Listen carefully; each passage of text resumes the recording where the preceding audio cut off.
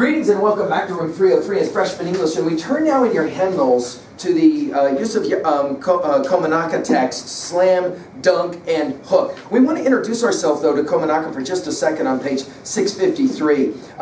Notice your dates, 1947. He grew up in Louisiana during the mid-1960s, so he served in Vietnam as a reporter. That's significant. Let's write that down. And as an editor for the military newspaper, the Southern Cross. Later, he turned his attention to poetry. He won a Pulitzer Prize for his book, Neon Vernacular, New and Selected Poems, in 1993. So we're looking at poetic genius here. Let's write that down. Komunyakaa has said that he likes, quote, connecting the abstract to the concrete. And we'll see this beautifully done in this poem, Slam, Dunk, and Hook. I'm with you on page 660, 661, and following. Now, let's say two things about this poem really quickly. One, we've said this in other texts, for example, Analysis of Baseball, the Mae Swenson piece. We pointed out that it's hard to connect sometimes to a poem about a sport if you don't know the sport. So, of course, we live in a culture that is sport-driven, and so basketball is obviously an important sport for us, but some of us maybe don't know a lot about basketball, so we may have to point out a few things along the way as we study this poem. Number two, write this down. We are continuing to focus on the genius of sound devices. What's that? See, watch this. Watch this. If you're at all a writer, you'll have a question like this. You know, you can hear it right now in your mind's eye. You know the sound of a basketball bouncing against the floor. A gym floor or cement floor. You know that sound when the ball hits the floor and comes back up. Now, invent a word that describes that sound. What would that word be for you that specifically describes the sound of a basketball hitting the floor and coming back up? That's the kind of question poets love to ask. Artists, poets love to ask. Let's now listen to the text. We'll just enjoy it, all right? And we'll be ready to go to work, okay? So, Slam, Dunk, and Hook. Here we go. Slam, Dunk, and Hook by Yusef Komunyakaa. Fast breaks, layups, with Mercury's insignia on our sneakers. We outmaneuvered the footwork of bad angels. Nothing but a hot swish of strings like silk. 10 feet out. In the roundhouse labyrinth our bodies created, we could almost last forever. Poised in midair like storybook sea monsters, a high note hung there, a long second. Off the rim, we'd corkscrew up and dunk balls that exploded, the skull cap of hope and good intention. Bug-eyed, lanky, all hands and feet, sprung rhythm. We were metaphysical when girls cheered on the sidelines. Tangled up in a falling, muscles were a bright motor, double flashing to the metal hoop, nailed to our oak. When Sonny Boy's mama died, he played nonstop all day, so hard our backboard splintered. Glistening with sweat, we jibed and rolled the ball off our fingertips. Trouble was there, slapping a blackjack against an open palm. Dribble, drive to the inside, feint, and glide like a sparrow hawk. Layups, fast breaks. We had moves we didn't know we had. Our bodies spun on swivels of bone and faith through a lyric slipknot of joy. And we knew we were beautiful and dangerous. One of the things that makes reading great poets so much fun is they remind us that it gets dark at night. Think about this. They remind us of the stuff we already know, like this, for example. There's only a certain time that you get to be in high school, and then it's gone, and then it's over. There's only a certain time that you get to be young, and then it's gone, and then it's over. Ball players in the house, there's only a certain time that you get to participate in the sport, and then it's over. One of the reasons why young ball players love to watch older ball players, high school players love to watch college players love to watch NBA players, is because they somehow can be convinced that it's going to be a long time before it's the past. The way it used to be. We think at 3A of Bruce Springsteen's famous song, Glory Days. The idea that there's a certain time when all of a sudden you go, that was a long time ago. That was in the past. And in this poem, you have a speaker who is reminding himself and the we of the poem, man, we were amazing once, weren't we? Which suggests what? They're not ball players anymore. Number 2, great poets remind us of the power of symbolism. Notice we begin with the whole idea of a certain tennis shoe that has a certain kind of Greek icon on its side. This is, of course, a reference here to our Nike tennis shoe. Nike, the great god. In other words, our tennis shoes, and this does beg an interesting question, why do ball players care so much about their accoutrements? That is to say, the stuff they wear, right? The way they look. I recently heard a mother talking about her son buying his latest piece of footwear, and it took him 2 hours at the mall in the store because he had to make sure that the shoe was the proper ensemble. And the mother said, this is exactly what I dealt with my daughter years ago when she was getting ready to go to prom. Now, young ball players are always concerned about their look. Where did all of that start? Well, of course, a number of years ago, it started to matter what your footwear was like. Notice, for example, in the really olden days of basketball, everyone wore the same shoe, and it was an old Chuck Taylor white high-top canvas shoe.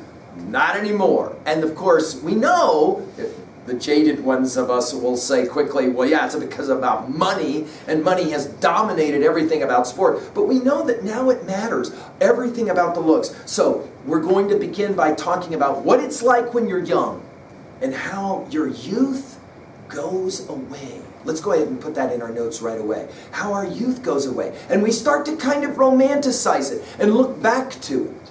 Number 3, we're already going to hear in our poem about why sport is so important. For the people who often say, sports are a waste of time, they're stupid, they're dumb, or as one person pointed out, let me get this straight.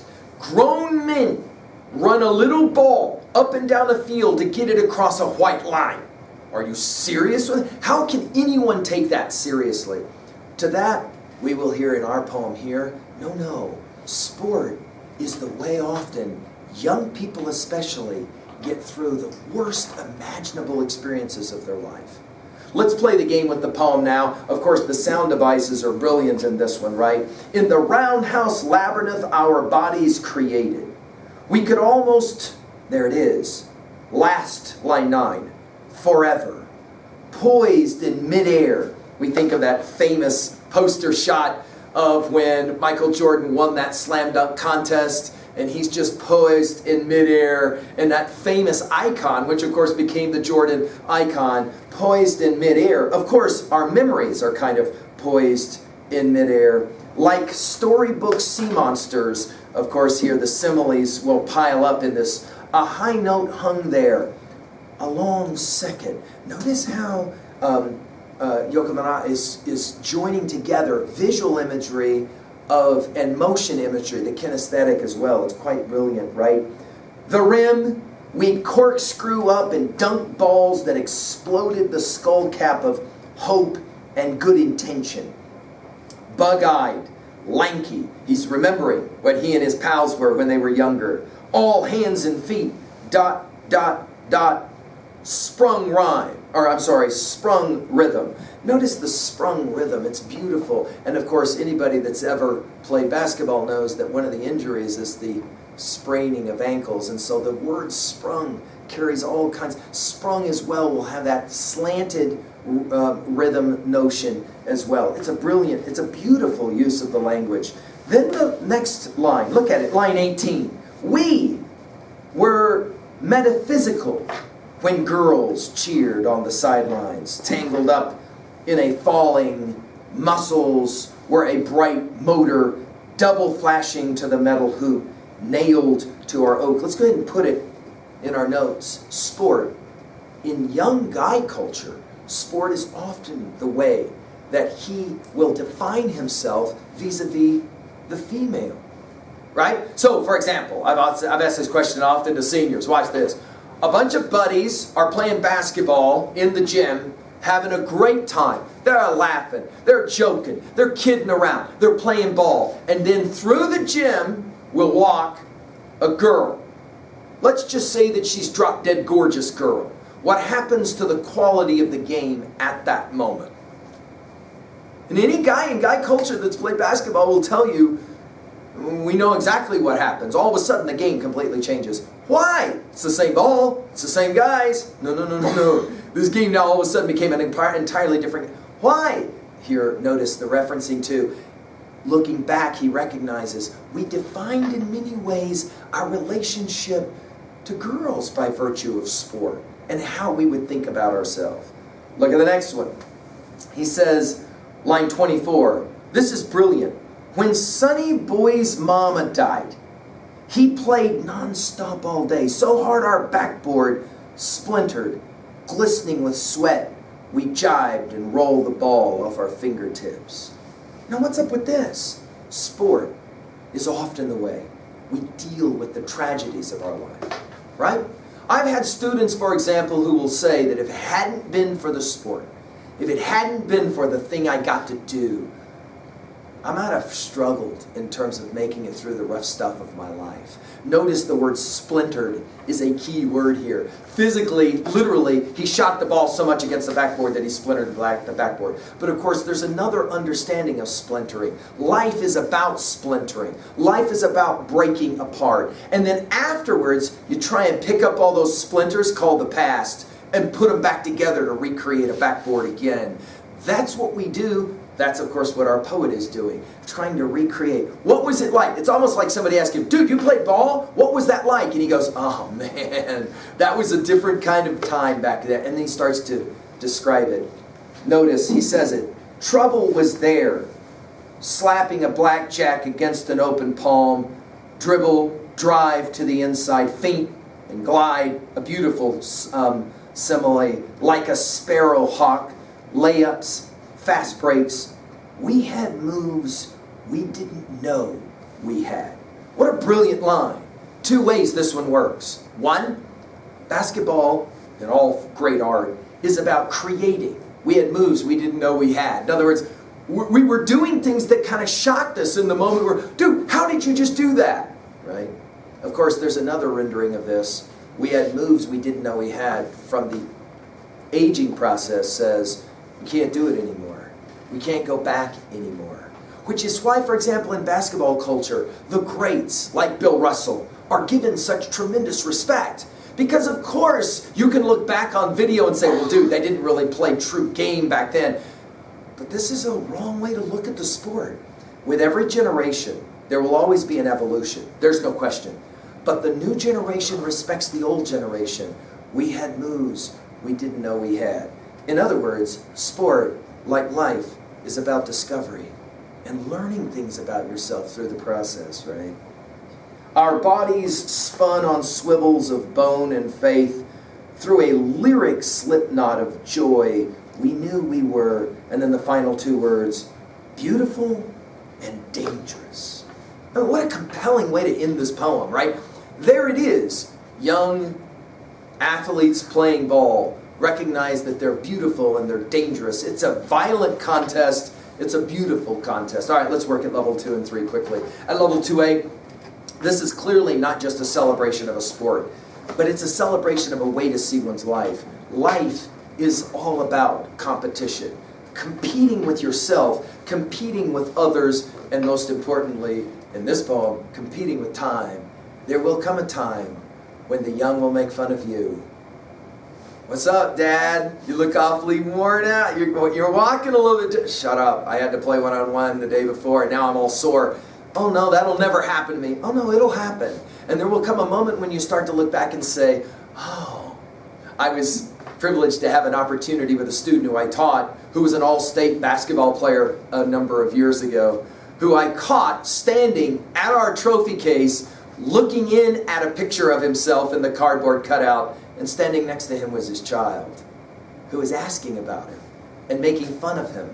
And of course, now he's aged. He's older now. And she wanted to know about what it was like back then. Of course, it's impossible to say exactly what it was like back then. At 3A, when you get to be a senior, we'll study a poem by Wordsworth called Tintern Abbey, where he'll say, it's impossible to say what I was like back then. I cannot paint what then I was, is the way he says it. I can't remember. You want to blow your mind as a 9th grader? Go back and look at your 5th grade picture. Last time I checked, that was 4 years ago. 4 years from now, you'll be a high school senior. I wonder if the change will be so obvious. I wonder if in your senior year, when you're getting your senior photographs for your annual, you'll look back to your freshman annual and go, dude, what was up with my, and then you finish the blank. What was up with my hair? What was up with my clothing choices or whatever? That's the nature of this poem, right? Well, of course, this is a brilliant constructed poem in terms of its use of simile, in terms of its use of sound devices. Find the one that for you matters the most. They're all such, it's a beautifully constructed poem. At level 3A, we can ask this question. What is for you the text that reminds you that you are going to age? And that the moments of your life, as Keats will say it in Ode on a Grecian Urn, you can't remain forever young. Only in art, inevitably the aging process happens, and you're not what you once was.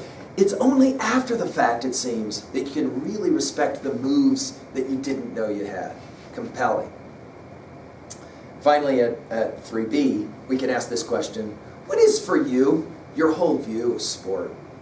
Is it in fact more than simply playing? And watch this question. Is there a difference between writing a poem and being a poet? Playing music and being a musician? Playing basketball and being a basketball player? What is the distinction that we're drawing there? One is something you do, writing a poem. Well, then what's a poet? One is something you do, playing music. And then there's the musician. What's that?